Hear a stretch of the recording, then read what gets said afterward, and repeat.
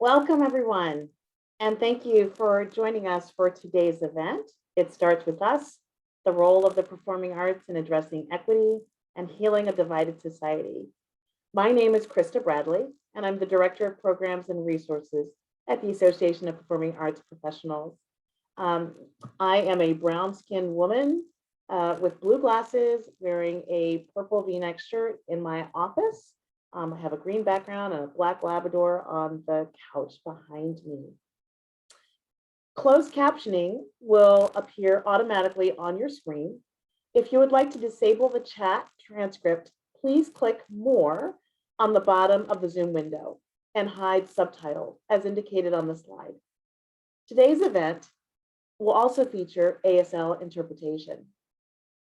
APAP is located in our nation's capital of Washington, D.C., on the ancestral lands of the Piscataway and the Anacostan people, who have stewarded this land throughout the generations. I would like to pay my respect to the Piscataway and the Anacostan elders, both past and present. Participants on today's webinar will have the opportunity to ask questions and provide comments using the Q&A and chat functions. If you have questions, we ask that you submit them using the Q&A box. APAP welcomes the open exchange of ideas at our events. The views expressed by speakers or participants in this webinar and session are those of the speaker or participants and not necessarily of APAP. APAP is your go-to resource for the connections and resources you need to build your career as a performing arts professional in the presenting, booking, and touring field. We invite you to join APAP as we move the arts forward. We know that right now, many in our field are still recovering from the impacts of the pandemic. For that reason, APAP is offering flexible, no barriers membership through June 2022. If you're interested in joining APAP and learning more about our flexible membership dues, contact APAP Membership Director Sue Noseworthy at info@apap365.org. And now it gives me great pleasure to introduce our featured speakers for today's conversation. Joining us is artist Mark Bamudi Joseph, theater director, writer, and national arts leader Roberta Uno, and president and CEO of APAP, Lisa Richards-Toney. Today's session was inspired by a few things. October is Arts and Humanities Month. It's also inspired by our nation and the field's ongoing discussion and evolution regarding racial equity, inclusion, and access. And we are responding to a special invitation by our colleagues at the Eisenhower Foundation. And now I'd like to introduce the president and CEO of the Eisenhower Foundation, Alan Curtis. Alan has authored several publications and served as head of the Crimes of Violence Task Force Report and Lyndon Johnson's National Commission on the Arts and Prevention of Violence. He was executive director of President Jimmy Carter's Interagency Urban and Regional Policy Group and urban policy advisor to the Secretary of Housing and Urban Development, Patricia Roberts Harris, who also was the first African-American woman to be appointed a cabinet secretary. Dr. Curtis has led human rights delegations to several countries and police reform delegations to Japan. He has also authored, edited, or co-edited many books, including Healing Our Divided Society. Alan holds a BA in economics from Harvard and a master's in economics from the University of London and a PhD in criminology and urban policy from the University of Pennsylvania. Alan, we welcome you to the screen. Thank you so much to APAP for organizing this event, to our distinguished moderator and to our distinguished panelists. Last week, as the curtain fell, many in the cast of Terence Blanchard's triumphant Fire Shut Up in My Bones began to cry. It was the first opera by a Black composer in the 138th history of the Metropolitan Opera. Last week, Latino filmmakers Cristina Ibarra and Alex Rivera became the first married couple to win MacArthur Genius Grants at the same time. Last week, Kenny Leon, director of A Soldier's Play, which won the Emmy for Best Revival, gave an impassioned speech repeating the names of George Floyd and Breonna Taylor 3 times each. The performing arts then are making powerful new statements on racial injustice, economic inequality, and poverty. Those fire in my bones statements fully embrace the realities of 2021, but also of the 1960s, when the nation experienced fires and disorders in Detroit, in Newark, in Los Angeles, in Chicago, in Washington, and over 150 other cities. Whites tended to call the disturbances riots. People of color called them protests. In response to the 60s protests, President Johnson formed the bipartisan Kerner Commission. Most of the members of the Kerner Commission were privileged white men who bore the imprimatur of the political establishment. Yet a majority of the Kerner commissioners concluded that the underlying cause of the protest was white racism.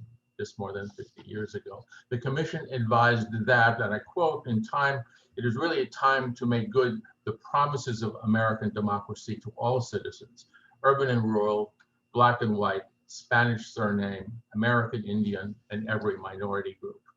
The Eisenhower Foundation recently released our 50-year update of the Kerner Commission, titled Healing Our Divided Society, and we concluded that America has unfortunately made very little progress in reducing racial injustice, inequality, and poverty, and in many ways we have gone backwards.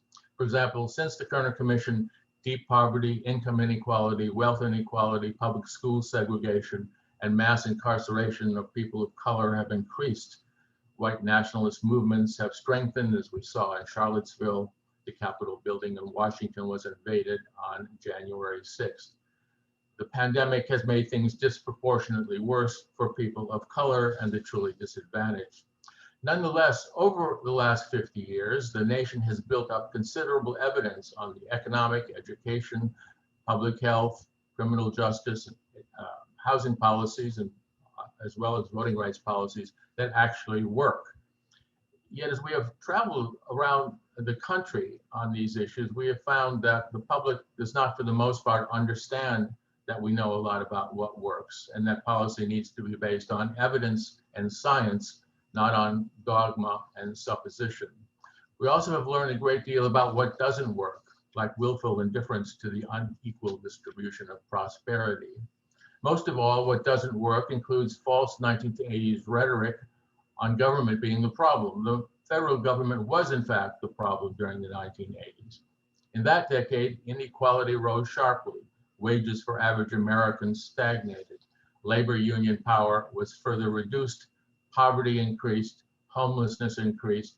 Mass incarceration of people of color rose dramatically, and regulation was weakened. Now, with the pandemic having made everything disproportionately worse for people of color and impoverished Americans, we need to continue advocating for a more activist public sector that recognizes Kerner priorities and scales up what works. It is time, we suggest, to seize the day, renegotiate the social contract, restructure basic power equations, and change the rules of the game. The goal is not to get back to normal. Normal has been the problem in America. We have, in fact, already reversed that false 1980s rhetoric on diminishing the role of federal government. 2020 hosted the largest expansion of federal financial history in the nation's history, and we are continuing in 2021. In order to seize the day, to scale up what works and scale down what doesn't work, we need what the '68 Kerner Commission called new will from the American people. But how, we ask you, can we create new will in our divided society? That is one of the most important questions of our time. This afternoon, we are suggesting that new will can be created by the visual arts, the performing arts, and other cultural institutions. Martin Luther King, Dolores Huerta, John Lewis, Cesar Chavez created cultural change in the 1960s, change that was amplified, visualized, and facilitated by music, by visual arts, and by advocacy through institutions like museums. The cultural change helped influence public sector legislation. like the 1964 Civil Rights Act, the Voting Rights Act of 65, Fair Housing Act of 1968. And in turn, that legislation created more cultural change and still more legislation. So culture impacts policy, and policy impacts culture. To better tap the potential and power of this cause and effect process that can help create new will and heal our divided society, we are collaborating on events with visionaries in the arts and humanities. For example, we are asking the directors of the Metropolitan Museum of Art and Museum of Modern Art how they can better focus their prestigious international institutions on these issues. We are organizing events with grassroots nonprofit organizations like the Laundromat Project in Bed-Stuy and Expo Chicago, in which they will dialogue on how collaborative, community-building, anti-racist artworks can more creatively further Kerner priorities. We are planning an event in Washington on cultural change, new will, and the role of museums with the directors of the Smithsonian African American, Latino, and American Indian museums, and with the Smithsonian Asian Pacific American Center. We are planning an event with the Academy of American Poets that includes present Poet Laureate of the United States, Joy Harjo, and past Poet Laureate Tracy K. Smith. In the performing arts, at the grassroots, Bishop William Barber and his colleagues on the Poor People's Campaign are leading a panel on Kerner and the use of performing arts to create change. In addition to a panel discussion, illustrative performances by grassroots artists supportive of the Poor People's Campaign are being recorded and presented. The performances will reflect the diversity of Bishop Barber's moral fusion movement from bluegrass born of the coal miners' angst in Appalachia to gospel reflecting the traditions of struggle in Southern African American churches. And today we are honored by your leadership. With your insights, I challenge you to explore how the arts and the humanities can and should impact different audiences. Should we mainly try to inspire and energize believers in Kerner and healing priorities so they are motivated to continue the struggle? Should we focus on persuading persons who presently are uncertain, are sitting on the fence, or are independent? And should we seek to convert, say, white working class men who may be opposed to Kerner priorities, as well as state legislators who are restricting voters' rights? While speaking out to such diverse audiences, it is easy enough for you to identify a specific brilliant performance that addresses injustice and inequality. But I wish to suggest today that we need to be more systemic in our advocacy. John Kennedy wrote, there is a connection hard to explain logically, but easy to feel between achievement in public life and progress in the arts. I challenge you to develop a movement that more clearly demonstrates to the people the connection between the performing arts, new will, and public life. I challenge you to build on the Monuments Project of the Andrew Mellon Foundation, which is funding this work. The Kennedy Center is a living monument, and John Kennedy's words are inscribed on the center's walls. Quote, "The life of the arts is very close to the center of a nation's purpose and is a test of the quality of a nation's civilization." I challenge you then, and finally, to test our civilization by reminding our people of how long the dream has been deferred. What happens to a dream deferred? Does it dry up like a raisin in the sun, or fester like a sore and then run? Does it stink like rotten meat, or sugar over like a syrupy sweet? Perhaps that dream just sags like a heavy load. Or, my friends, does it just explode? Thank you.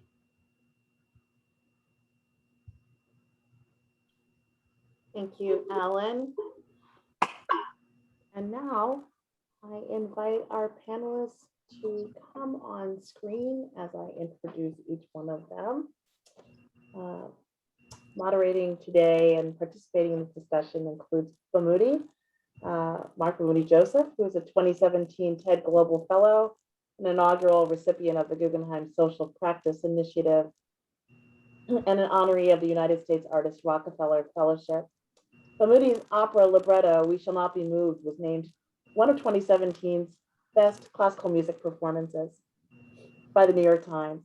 And his evening-length work, created in collaboration with composer Daniel Bernard Roumain, The Just and the Blind, was commissioned by Carnegie Hall and premiered to Sold Out House at Carnegie in March 2019. While engaged in deeply fulfilling and successful artistic career, Bamudi also proudly serves as Vice President and Artistic Director of Social Impact of the John F. Kennedy Center for the Performing Arts in Washington, D.C. Roberta Uno is a theater director, writer, and national arts leader. She is also the director of Arts in a Changing America, a national project on changing demographics and the arts, which originated at the California Institute of the Arts. In 2000, she co-authored The Cultural New Deal for Cultural and Racial Justice, to call for the reversal of long-term inequities in funding, hiring, and resources in the arts and cultural sector. The Cultural New Deal is a collaboration with the First Peoples Fund, the National Association of Latino Arts and Culture, Race Forward, and SIP Culture.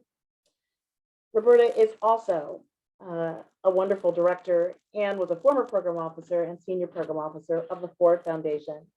From 1979 to 2002, she was the founder and artistic director of the acclaimed New World Theater, a theater dedicated to the work of artists of color at the University of Massachusetts Amherst, and a professor of directing and dramaturgy at that university.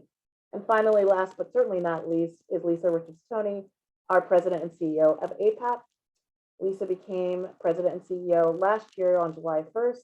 She works with the APAP board of directors and staff to address both the strategic vision of the organization and the immediate and emerging needs of the performing arts field in response to the pandemic. Lisa brings more than 20 years of experience leading a range of different kinds of organizations, arts and humanities organizations, managing change and building stability. Under her leadership, APAP has launched its 10-20-30 pledge and further advanced its organizational commitment to racial equity, diversity, inclusion, and access. Everybody? Thank you so much, Krista. Thank you so much for your remarks, Alan. Thank you to the Andrew W. Mellon Foundation.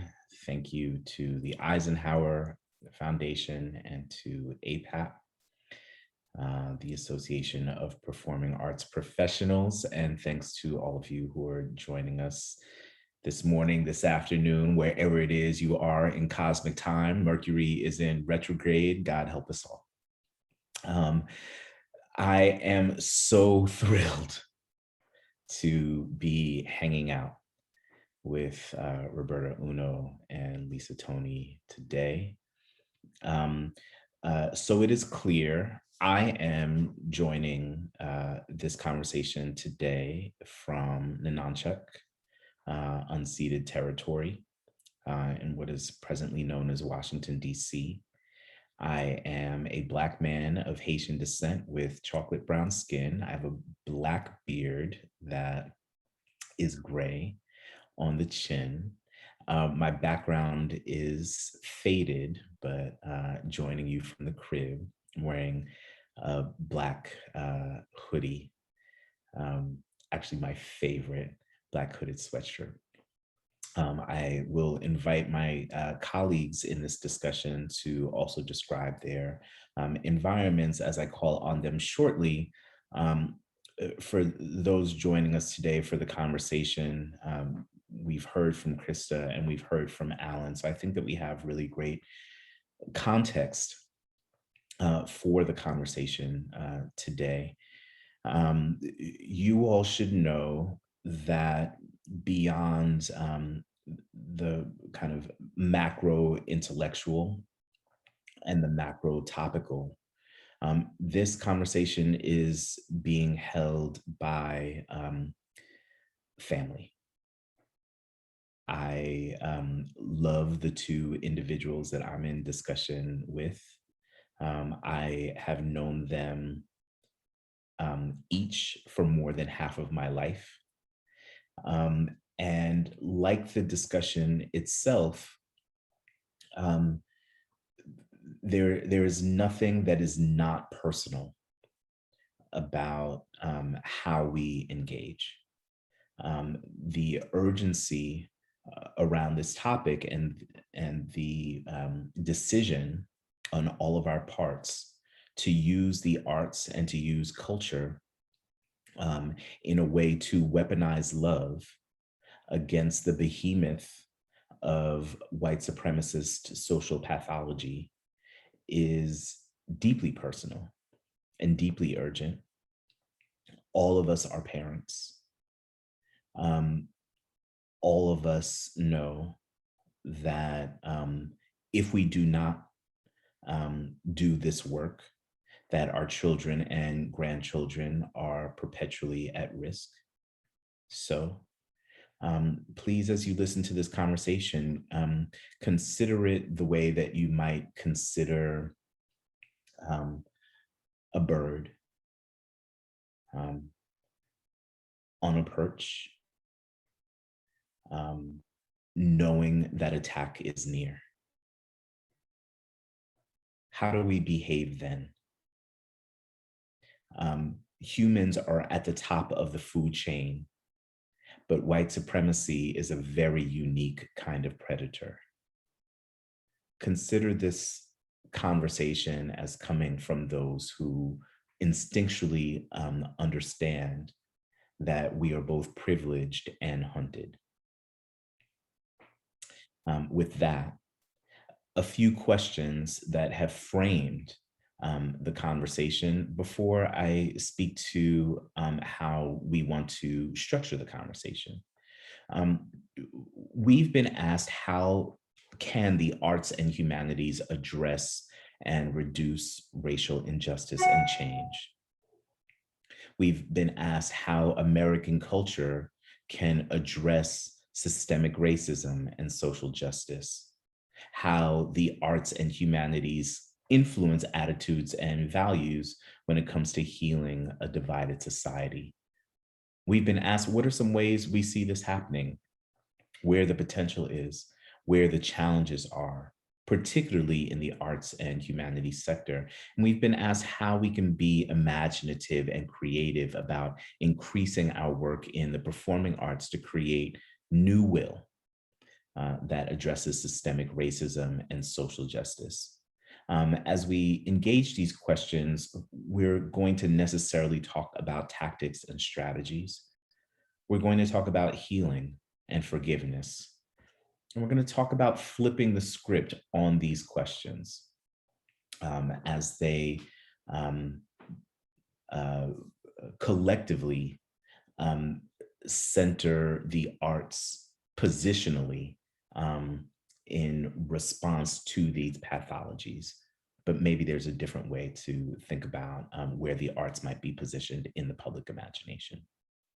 So with all that said, I turn first to Roberta Uno to introduce yourself to those listening and watching this afternoon.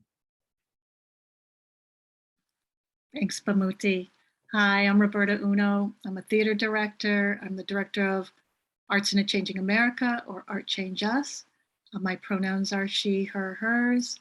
I'm joining today from Pocumtuck, Wabanaki, Nipmuc lands in Western Massachusetts. And I want to lift up that there's a Pocumtuck Homelands Festival that occurs here.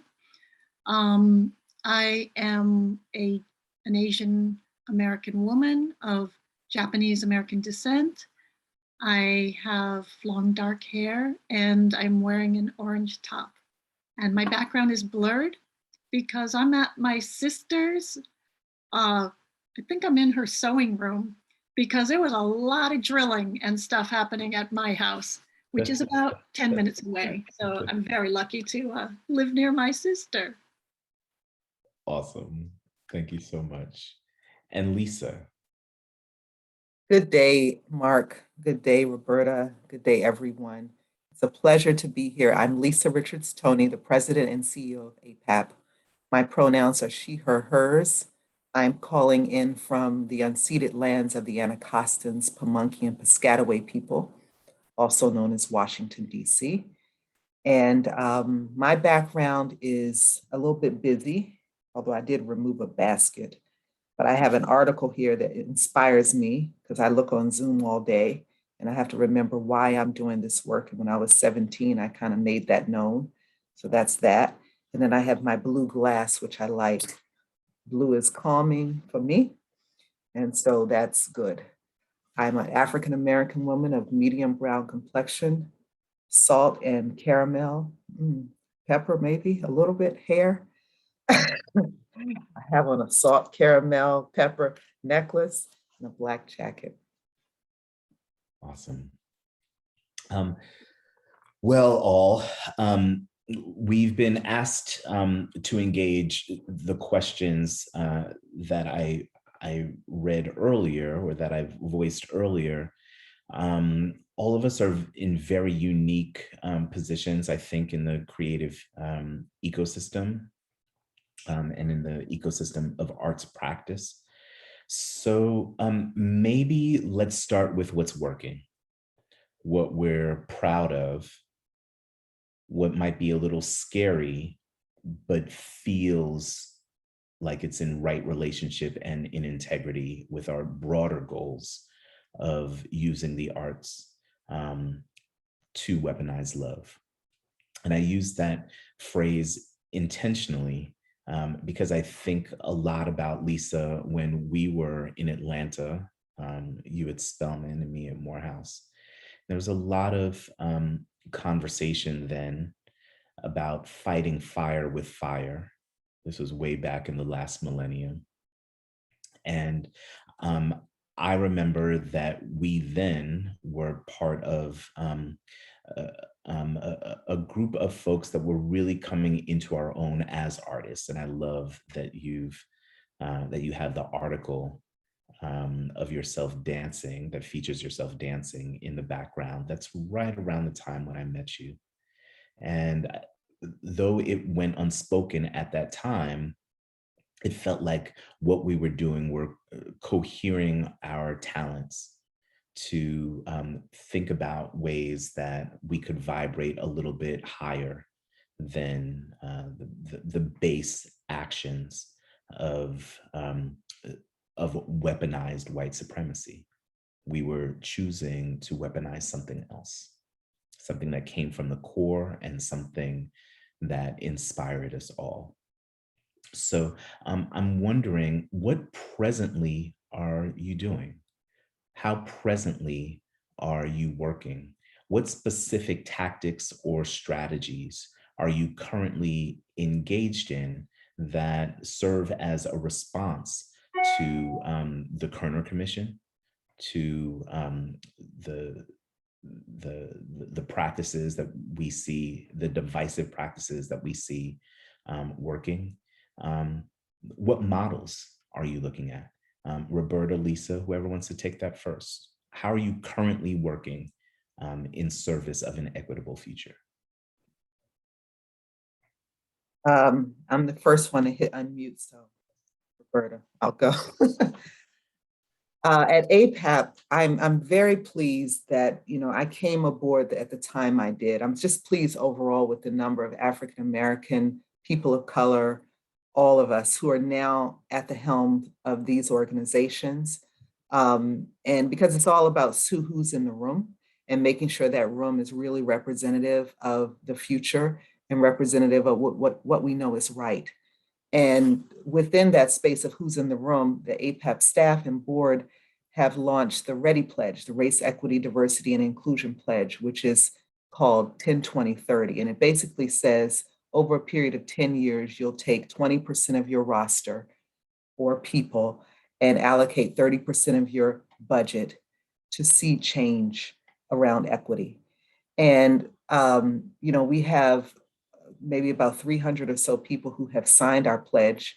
We want more, of course, but what we're doing is we're looking at our universe, which is our membership, and that's, in the best times, about 1,800 people.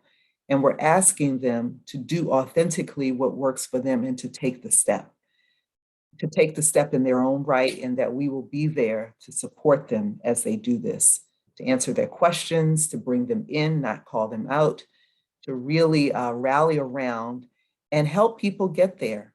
The saddest part is that so many people have developed a way of working and there's a lack of even an awareness. They just don't even realize that they're doing something that is exclusive, for example.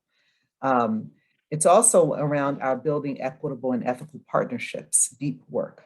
In fact, our latest Arts Forward grant, in partnership with the Mellon Foundation, it's an opportunity for presenters and artists to come together and actually develop a partnership of work that they will create through the funding.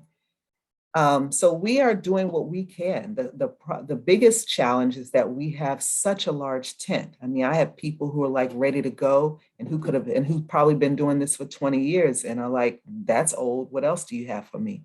And then I have people who are so intimidated by the process and scared to admit where they may falter. And so, the challenge is serving everyone, if you will. And also, getting people who are probably on one side of the system, like, well, I've been doing this work all of my life. My roster, my work reflects this, and now all these other folks are getting the attention and possibly even funding to do this work. And there's a little bit of mistrust, because now it's like the canon of survival, which for many smaller arts organizations or culturally specific arts organizations has been putting our people, our culture forward. And now it's like, oh, this is the way forward. And the way forward is now a big celebration or a big deal. So getting everybody to understand that no one is on the same page, but we all have to get there. And, your path is going to be one thing and yours will be another. So that's probably the biggest challenge, but I'm really excited to do the work. This year will be a big year for us as we take a deeper dive. We just launched it, and now we have to actually help people get through it and provide the resources. We talked a little about tactical things to actually help people make sure that they're successful, So those are two big things that we're up against right now. Amazing work. Thank you so much. Roberta, same question to you. Sure. Well, a couple of things I could mention. First, as an artist, as a theater director, I've been working, now for over a year with this changing goalposts of COVID. I was commissioned as a director to co-create and devise a piece called We the Peoples Before, which is part of a whole multi-day festival at the Kennedy Center as part of their 50th anniversary and the 25th anniversary of the First Peoples Fund. So that piece is really looking at, the birth of federal Indian policy. It's looking at this whole perspective of we the peoples before. And, really what would this nation look like if the laws of the land were laws of nature, were laws of values of the peoples who have been here before and will continue to be here. So that's over 40 something artists, poets, people like Joy Harjo, people like Talon Bazil, Superman, rappers, Frank Walm, various amazing, Wade Fernandez, very amazing artists, jingle dress dancers, hula dancers from Hawaii, Robert Casimiro, Kumuhula Vicky Hotakamine. It's a huge project, and we just did our first rehearsal residency in Minneapolis, and that was with about 18 performers, and it was very moving. It was on the topic of murdered missing Indigenous women, and also the stewardship, the women water walkers who have walked around the entire Great Lakes and also connected other bodies of water, grandmother Josephine. But we had 4 generations of jingle dress dancers, from great grandmother Mary Lyons to 3 of her daughter, her granddaughter, and 3 of her great granddaughters. So, you know, it's quite a project. Actually, Bamuti is one of the commissioned artists. We are looking also at this connection when we say BIPOC, this term that has, you know, emerged. You know, what is that bi and BIPOC? What is that really, the relationship between stolen lands and stolen people? So that's going to be February 4th, and the days surrounding it at the Kennedy Center. The second thing I think Krista mentioned already, although I think she gave us credit for having done it a bit earlier, but in 2021, we got together at the prompting of Jeff Chang, invited Fabiana Rodriguez and myself, and then we reached out to Lori Poirier from South Dakota, to Carlton Turner from Mississippi, to Maria de Leon from Texas, and several others, to really author this cultural New Deal, which you can Google. And it really was a call for, you know, cultural equity and action. We have, you know, it's not just a critique, but it's also giving some guidelines, and we're further developing that, looking at really what are the measures of accountability in this change work that is happening throughout so many organizations, and even for us as BIPOC-led organizations. How do we further our practice? How do we look at who is not at the table, and, you know, really how to create kind of tables of equity? And then I would say and I want to say that there are also many other grassroots movement. I mean, I think just recently the US Department of Arts and Culture, which is really a grassroots-led movement, put out this beautiful People's WPA. So if you haven't seen that, really look for that. And I guess a third thing I will mention is Art Change Us also has taken a lot of the practice that we particularly learned from our colleagues in Detroit and created a Beyond Solidarity toolkit, which is free and accessible on our website, and also do trainings. And the last thing I'll just say is we've been working on a book that, with Duke University Press, that will have many contributors. We're very grateful to Mellon and to Ford for supporting the kind of enhanced production of this book. So it'll have 80 full color images, like people like Carrie Mae Weems, but also you know, a diversity of really young artists. And I guess the last thing I should circle back to the Cultural New Deal and say, when we put that out a year ago, July, within 2 weeks, over 1,000 people from all 50 states, DC, Puerto Rico, and many countries had signed on to it. And so, you know, I think this, this issue of people wanting to have tools, wanting to really figure out, you know, like what is practical, well, how do we align values, and then how do we hold ourselves and others accountable is super important. Brilliant. That's brilliant. There's so much happening here, and what I'll add is I, like Roberta, like Lisa, am working in at least 5 different avenues, 5 different channels. I am the vice president and artistic director of social impact at the Kennedy Center. So I do have an institutional perch. It's interesting working at an institution that has a federal adjacency and working in this sector in that way. There are some things that, quite frankly, I cannot do through my institutional perch that I am more able and have greater flexibility to do in my consultancy perch. So I've been hosting a series of workshops called Healing Forward that are really about this idea of systemic allyship.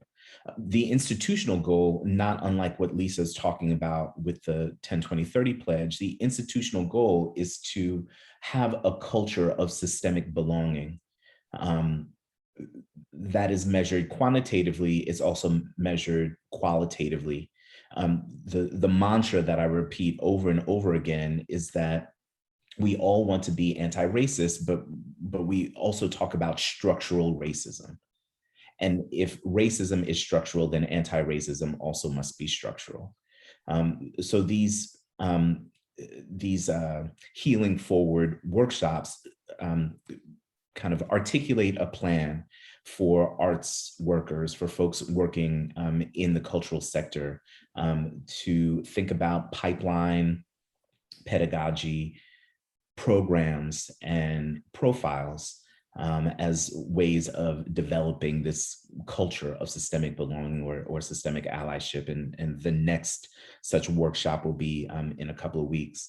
I am also in my artist body. And as a means of transitioning to our next piece, I want to ask a bunch of creative questions and then begin to talk about healing. So, the questions pertain to some more institutional work that we're doing at the Kennedy Center, which is around the idea of dignity. Alan referenced that the Met, in its 138-year history, has just presented or begun to present its first opera by a Black composer. And working at the Kennedy Center, I have the privilege of working in the realm of classical music too. And these are some of the questions that have launched a piece that we're working on there called the Cartography Project. The questions begin: what if dignity were currency and our business model depended on spinning the capital of dignity into the capital of finance? What if when we said equity, we didn't mean everybody's in the house, we meant equity like what you have if you own your house? We invested in inclusion to produce equity for diverse communities, which means more than putting on shows or producing symbols. Though the matter of Black life itself is controversial, surely Black dignity couldn't possibly be cause for alarm. What if all this dis-ease was a prompt for an entrepreneurial reframe, like the explosion of crypto as currency? What if we treated the art of cultivating dignity as an intentional economy? If the product were empathy and you had to make it, and you had to make it mass accessible, what raw materials would you use? What if dignity were currency and the raw material to make it was culture? What if you worked at a cultural mint and you printed white walls and bright lights in the aesthetic sublime 80% of the time, but 20% of every dime was spent minting cultural equity for the historically left behind? Equity, not like proportional balance, equity like profit on your P&L balance. Who in this country is manufacturing empathy? Just a little bit. And in the end, wouldn't we all benefit? What if dignity were medicine, were a vaccine, and the public and private sector teamed up to invest in our collective healing, and our country's cultural mints were the place where anybody could get pricked with the sharp edge of culture, a chemical boost included us all, because we've just learned that if I'm healthy and you're sick, I'm at risk. Why risk emerging from this moment in a culturally unhealthy way? Why put a cultural inflection point to waste? What if the product were collective healing, and in order to do it, we had to practice more cooperative economics, except no one would buy it if it wasn't fly. So to heal, we had to invest in artists, invested in their individual projects, but used artist intellect to mass produce dignity and put as much equity in it as you would a non-fungible token of a digital object. We make value. Diversity is not a stock. to be left alone to accrue. Diversity is a paper-thin bill that you gotta keep stacking or else you're not serious. What if you were making a city? My friend Deborah Cullinan always asks, how many great artists does it take to make a great city? How many artists does it take to make America great? If you had equity stakes in empathy, who would you invest in first? In the ecosystem of cultural production, what if we all win if we all win?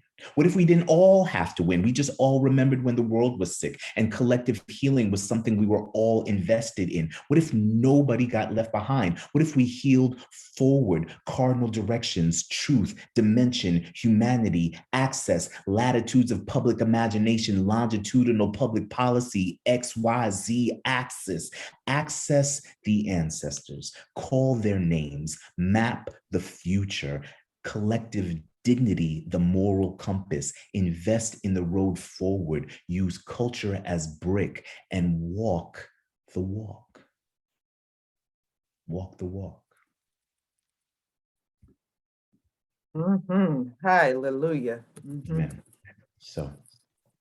Use culture as brick. So as we walk the walk, we actually cannot move forward until we do some healing. Right. The healing dynamic is a little thrown off its axis right now. And Roberta, when we spoke last week, you had so many beautiful and insightful things to say about the healing axis and forgiveness. And I think that your insights do a lot in terms of kind of flipping the paradigm or flipping the positionality of this particular conversation. Can you talk a little bit about your insight or your perception in terms of the role of healing relative to the arts and the combating of the pathology of white supremacy?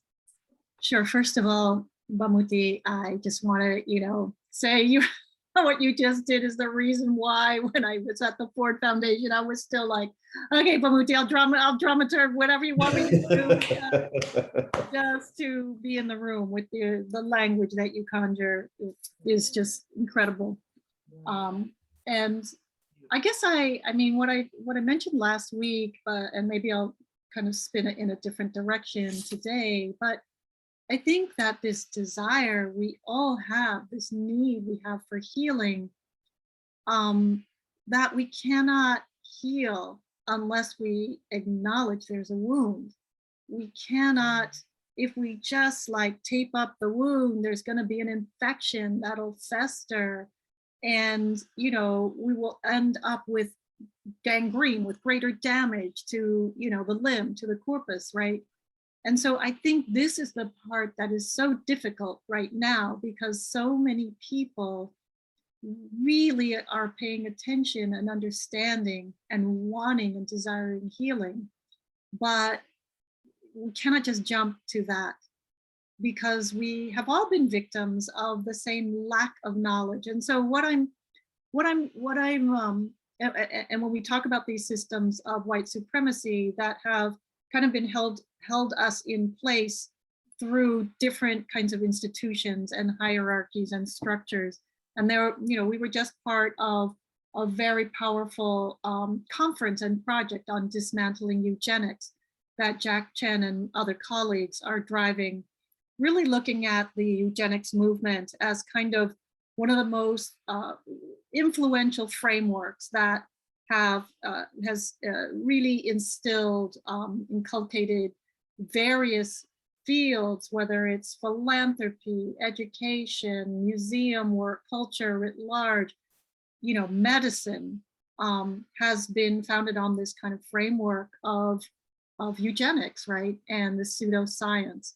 So dismantling that, I think that is probably where we're more at, is let us actually learn about, let us actually examine, let us actually have the courage or will to to be uncomfortable, to be in that place of finding out and acknowledging and connecting our own part. And so, I think about this as a Japanese American, third generation. I'm born in Hawaii, so I have Hawaii and Japanese American roots.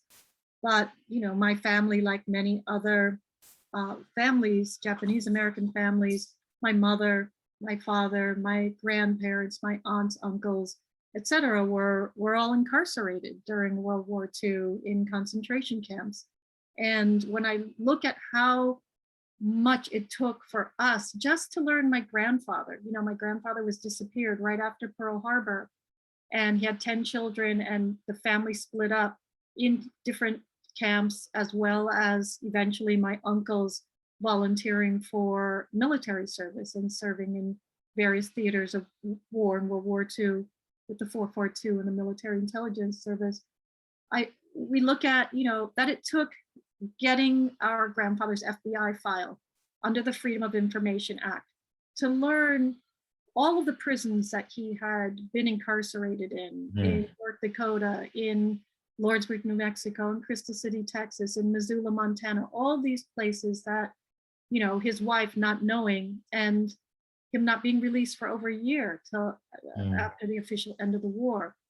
But learning that, then, for me, I want, the first time I got invited to South Dakota, and I was asked, what do you want to see here while you're here? There's Mount Rushmore, there's the Black Hills, there's this. I said, I want to go to Bismarck. And people were saying, well, that's another state. I don't know my geography. Being like, okay, well, can I drive there? Whatever. And Randy Ross took me, Lakota, through the First Peoples Fund, took me through, Standing Rock and other reservations till we got to the prison where my grandfather had been, which is actually United Tribes Technical College now. And so, talking to them, they said the president, Dr. David Gipp, talked about how elderly Japanese and German men used to come by and say, can I just have a look around? I was here during World War II. And it wasn't until Laura Reuter from the North Dakota Museum of Art put together this incredible exhibition called Prison in Snow Country, which was a collaboration with United Tribes, that they actually were able to find out a lot of that history. And they needed to do it because the students were not feeling comfortable at that college. They didn't know what had happened before. And, there are still original buildings, like you can find poetry, you can find calligraphy carved into one of the places where the Japanese men were housed, right? And so, it took that kind of exploration to begin a healing. And when they had their opening of this exhibit, and these men who were still alive in their 80s, 90s, told their stories, the Native people did wiping away the tears ceremony for them to heal them. And then they said, we need you also to do ceremony for us because our students are not comfortable with the history of this place. And those men said, we don't have ceremony like that, like you just did for us. And they said, just pray in your languages. Just pray to your ancestors out loud in your languages so that we can hear that. And that's one of the most powerful incidents of kind of mutual healing of many different complex pasts that were involved in this one place, right? So I use that story sharing that with you just to say that healing is not just like, oh, we need some self-care, right? Right. True healing, what does that mean? Yeah, beautiful. Lisa, do you have a response to that? Or how has, in your role as artist, in your role as arts leader, why is this conversation about healing and forgiveness so necessary as we move forward in conversations about equity and inclusion? One of the most prolific aspects of being an artist is authenticity. Mm, I mean, to really be proper. You're authentic. You're either authentically that character, you're authentically, of yourself. It's your instrument, it's your body, it's your voice. And to truly be in that authentic place, you have to be really fully realized. mm, You can't be, this mask thing. It just doesn't last. It's like mhm, you see through it. It's the best directors, Roberta say, nope, do it again. Please exit my stage. Try it again. You mhm, have to be able to come with it and come true to that.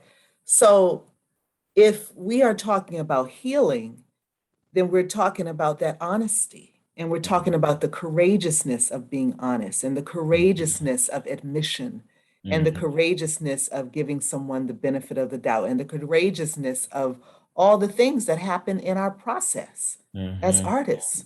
When you have to really listen, you're doing a scene and you got to listen because I mean, we care what the script says, but if it's not delivered with that honesty, your response can't. I mean, what are you doing? You got to mhm, respond to what you're given. mhm, And when we create our work, I mean, think of stage work. It's the one chance that the audience gets to come in and really experience that empathy. I mhm, don't think anybody else does it better. We put it mhm, out there and we move people to tears. We move them to mhm, tears. Tears is a release of frustration, a release of things holding you back so that you can actually have some clarity for once and mhm, know what your role is and what you're supposed to do. Tears is good. It's mhm, freeing.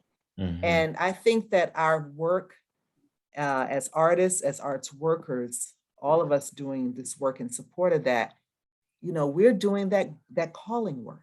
It's mhm, it's it's not to be taken lightly, and it's not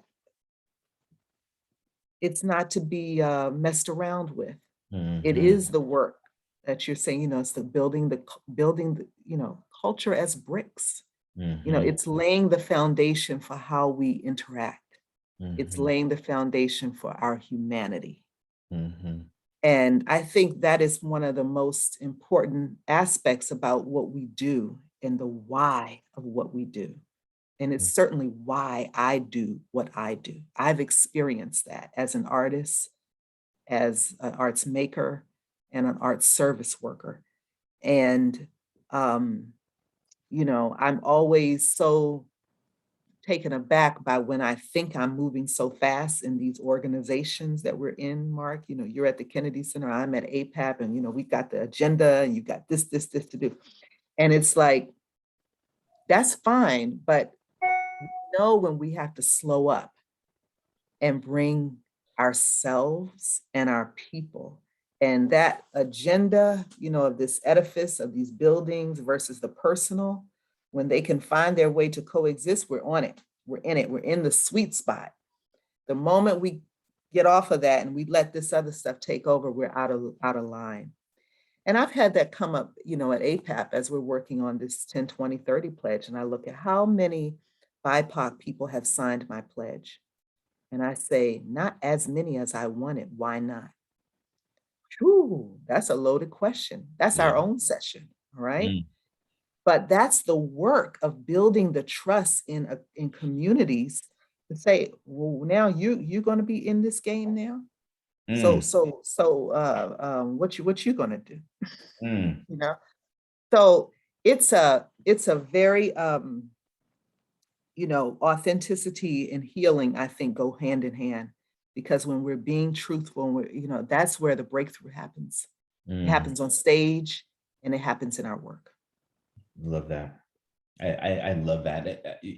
What I would add is there's a fair amount of work that we do in terms of diversity that really is um, games that we play in terms of numbers and shame. we think about diversity in terms of proportion or quantitatively, but very often, and at least I think this corresponds to the Ready Challenge, there's so much shame around what we're not doing that sometimes we are paralyzed at the point of departure because the work feels insurmountable. I will say for my experience, particularly with culture workers who come from historically stigmatized communities, culture workers that are outside of hegemonic center, that it's very difficult to do the necessary work of equity, inclusion, diversity, and access, because there's so much personal healing to do, that we ourselves not only have been hurt in the hegemonic space, but we've been hurt inside of our own institutions, our own organizations, and to be called upon to perform progress or to collaborate in order to design progress, first needs some organizational catharsis and personal catharsis. So, the question is asked about the role of the arts in addressing systemic racism, the role of the arts in addressing social justice. We have to not only address these, as Roberta is saying, as Lisa is reiterating, but we actually cannot move tactically unless we move historically, psychologically, and emotionally first. Otherwise, these houses that we're building will not stand because they don't have solid emotional foundations. Roberta, I see you trying to get in. Yeah, Pamuti, I was just, thinking about the forgiveness aspect. And Yeah. I think in order to have forgiveness, there has to be an apology. And but the apology is kind of meaningless without redressing it. And where we're at right now in many ways is in this cultural moment of redress and reparations, because the kinds of changes that need to happen of boards, of staffs, of not just, it's always been, oh, the Black play and the people of color plays are in the play development laboratory forever and ever. That was a kind of hell, right? And now there are showrunners. Now there are, like you said, the first Metropolitan Opera, right? This is a beginning of a redress and reparations moment. And again, going back to my own Asian American family history, it didn't happen till we fought for, and having, had national hearings traveling around the country to catch at a certain time in history where we could still catch those stories, right? To hear it documented, what was happening. So that deep listening to what is happening on the ground is part of that redress and reparations. For us, I know when, we were able to succeed in Japanese American internment, redress and reparations, that amount of money never, ever addressed what really was lost economically, spiritually, et cetera, in our families. That, that deep trauma of incarceration impacted generationally, right? But it's still to get an official presidential apology. And I'm, reading where California in 2020, how long does it take to get that kind of apology, right? But those kinds of acknowledgements haven't been really, people again want to leap to the positive future of erasure. And so I think, actually that forgiveness is a further step, and it's part of healing. But I also wanted to just say, in terms of building, culture as brick, I think we also need to think about culture as fiber. I mean, my uncle Ed Kaneko was a master lauhala weaver. That's a type of weaving in Hawaii. But, you know, I think about the main Indian basket weavers. I think about the Siletz weavers, the weavers who are up in Alaska. You know, the act of weaving, right? We, fiber is flexible. Fiber, fiber is something that's practical. My uncle talked about growing up on a coffee farm. They use that fiber for everything, to make their hats, to make their coffee picking baskets, to make the moena, the mats on their floors, right? So that utility, and yet is great beauty. It was such, you know, when his hat sold for so much money, because he reached that level of artistry, right? And so I think we also need to think about the type of art that is connected to stewardship of the land. If you are weaving culture, you're also connecting back to stewarding the land. You're also connecting to perpetuating and valuing our languages. I mean, we are a polyglot nation. And you know, there's these crazy movements of like English only, you know, like why would you be proud to be monolingual? You know, this is something we all should strive for, learning more languages. And if you already embody that, why would you deny your children or have your children shamed or be shamed yourself for, you know, not being able to speak your language, right? Our grandparents were shamed of their language. They were considered guilty by reason of race. And so they gave us names like Roberta, which they couldn't even pronounce, right? Wow. And they're wanting to, in the 1950s, turn to like assimilation as a path for survival, for not being guilty, right? And so I think that we're in this time where if we can look at arts as a way that we are, you know, the healers and cultural first responders of spirit and soul, and the connectors to many of the different issues that need healing in this society, right? That is a path to start walking down, and then we in our different fields. We thank you. We are just about to transition out. We did want to bring up one last kind of item to transition us out, which is a flipping of the paradigm.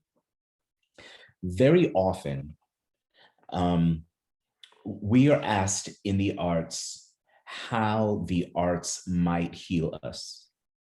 And both Lisa and Roberta spoke of a number of ways why we think it's necessary, how we think it works, what the role of art as historical instrument is. But we also didn't want to leave today without suggesting that one of the problems with that paradigm is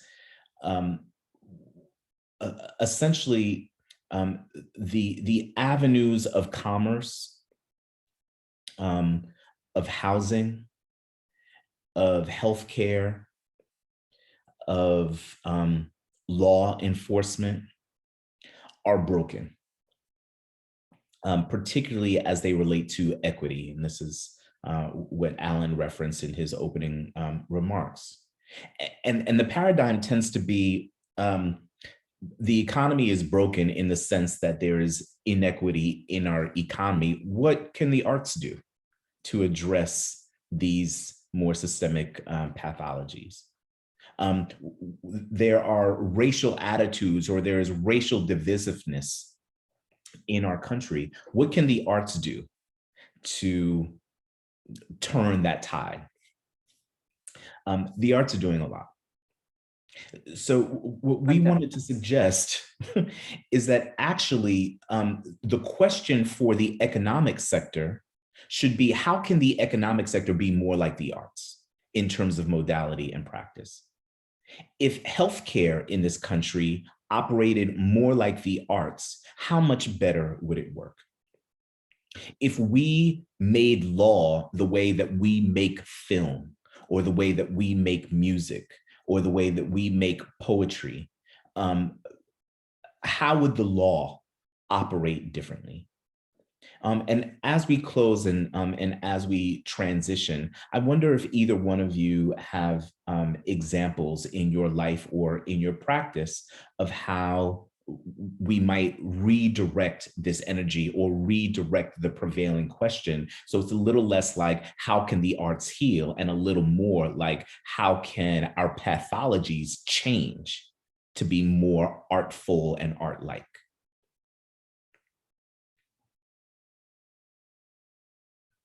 Well, when I think of, just my practices as a theater director and what is required for us to make a really beautiful, powerful piece of work in the theater, I think about interdependence.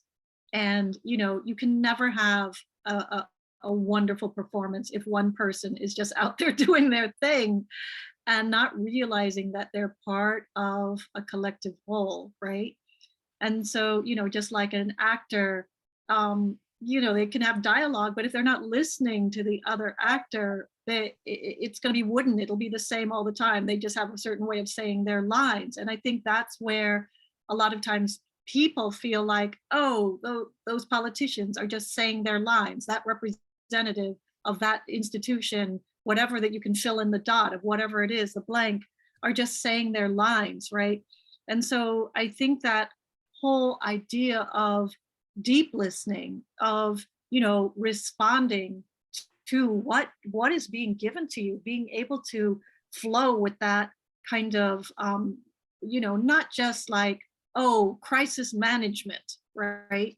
But actually thinking about how do we embody the roles of other people. When Alan was talking at the beginning, and you think about this need for empathy right now, if we could embody other roles, but also, what would it really take to build trust? Because between collaborators in the theater, we have to trust each other. We have to trust each other to be able to say, okay, I'm hearing what you're saying, but can we try this other path, or have you considered this? Do you know what I mean? As opposed to just positionality on something.